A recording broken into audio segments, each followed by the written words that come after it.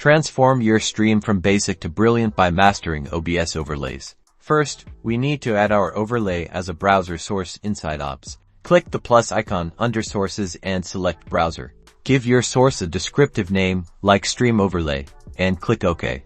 Now, in the Properties window, find the URL field. This is where you'll paste the web address provided by your overlay service. For example, you might paste a link from Nerd or Die, Streamelements, or another provider. Replace this placeholder with your actual overlay URL.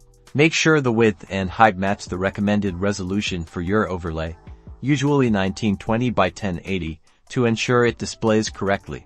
By default, audio from browser sources is usually controlled within OBS. If your overlay has its own audio, or you want to manage it separately, you can check or uncheck the Control Audio via OBS box accordingly.